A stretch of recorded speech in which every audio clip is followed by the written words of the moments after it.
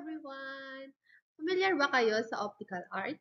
So, optical art is like an illusion gaya ng pag-i-illusion mo sa crush mo na hindi ka naman ma-crush back. Talaga ba, Tintin? Oo. Ilusyon na magustuhan kayo ng crush nyo? Stop na, wala na kayong pag-asa. Ouch. To the topic, we prepared a pre-activity about our topic, which is the optical art. The title of this activity or game is called Guess the Picture. And here is the instruction for this activity. Just choose from the picture ni inut amo yung nga example ti optical art. And tiklunan no bakit it is an illusion that can blow your mind. Like the J illusion nga agmumove no kwa. So, are you ready, guys? So, okay, let's start the game.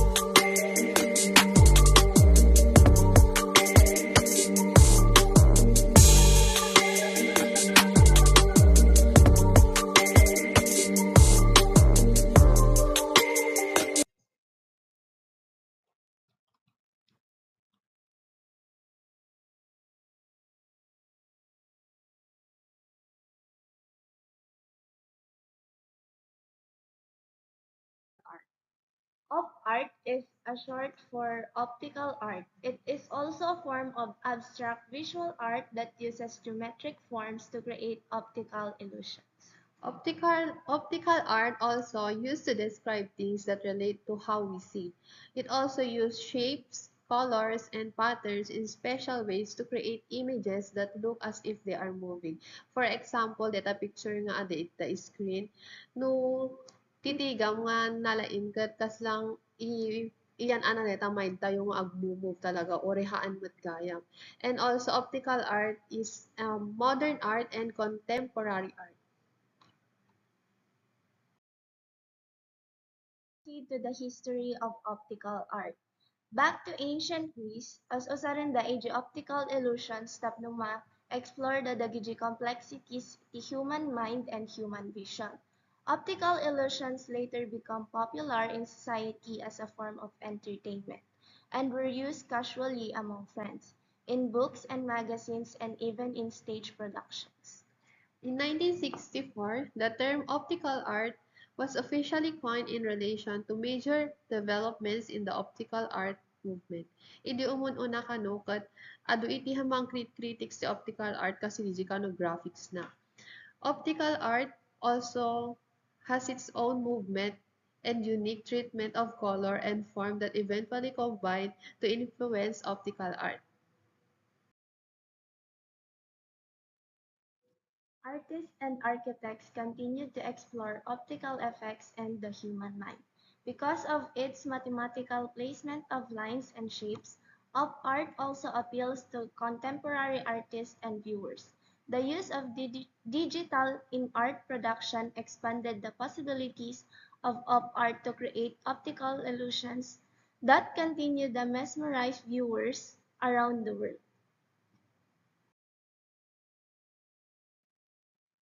Kinetic art is an artistic movement that is very closely related to optical art. So let's identify the difference between optical art and kinetic art.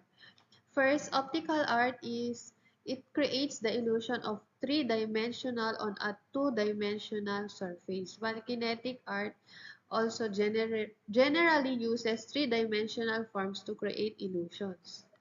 So optical art is how virtual movement could be created on a flat plane, while kinetic art is preoccupied with real movement in space. Optical art also explores optical sensations through the use of visual effects. While kinetic art is a manifestation of the fascination with motion which defines a full swath of modern art from Impression onwards.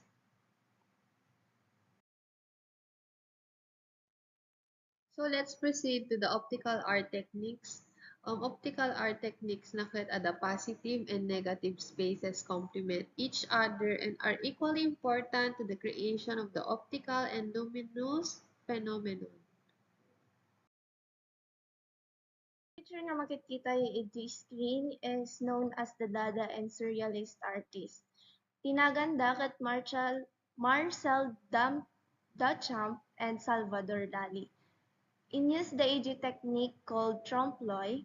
So, ito nga technique ket inusar datap no mai-represent da dagijay objects na exist in a three-dimensional space. Was also particular strong influence despite its historical hyperrealistic depiction of subject matter. Victor Vasarely is una iti grandfather and leader iti optical art. He is also a Hungarian-French artist. The optical art style have generated in the work of this kinetic artist and also from the abstract expressionism. Um, he also used color to create a more intense illusion of three-dimensional shapes and space. What is your observation on the picture? We will give you 5 seconds to think. 5, 4, 3, 2, 1. May tama ka!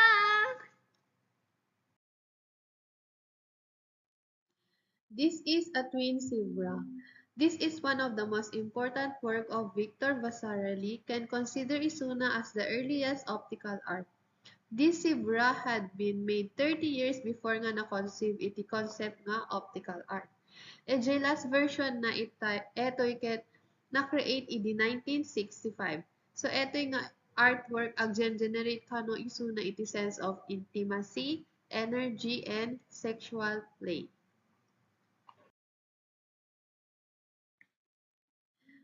Observe the picture. We will give you again 5 seconds to think.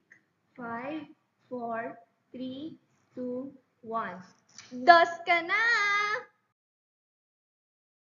Chessboard.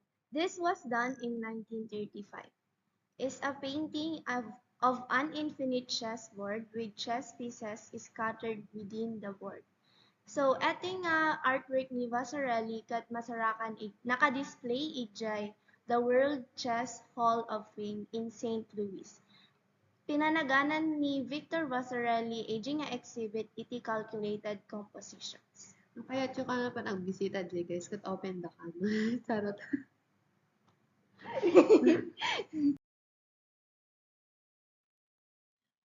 We will give you again 5 seconds to think. 5, 4, 3, 2, 1. May tres ka na! Pero Pero, sana walang matres sa atin. baka naman, sir. Iti na-observe ko kadito nga picture kat bildit kan ikan. This artwork is entitled Sky and Water Painting by Maurits Cornelis Etcher. The meaning of this picture or artwork is creating order from the chaos of everyday life. It also a powerful metaphor for the inseparability of life from the elements it needs to survive and the symbolic nature of Earth's ecosystems. Let's proceed to the last artist and artwork. So, ni Bridget Riley king movement in square is related. Kasi ni Bridget Riley is sunod ng ubra at movement in square.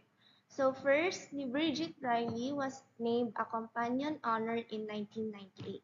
An English artist whose vibrant optical pattern paintings were central to the movement of the 1960s. So, movement in squares. This are the meaning of this artwork is it consists of 12 rows of alternating black and white squares. Their height also remains the same, but their width slowly diminishes. Is the importance of optical art.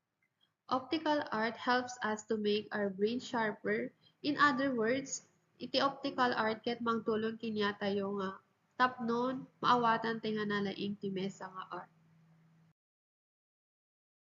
Importance the optical art kanya ket iti mangpatunay kanya tayo nga adda talaga nagsabalyan iti ajay looking ken seeing. Just by looking an artwork, looking ko na tayo gamin iti is kas lang kitam lang iji art ma-appreciate mo iti kinapintas nan pero agpatingga lang di jay. Kas lang dim panunutin no ano ba talaga iti meaning na which is iso nagsabalyan daking seeing. Kasi no seeing ko na tayo is appreciating the beauty of an art can understanding what really the art is trying to deliver to us nga viewer na.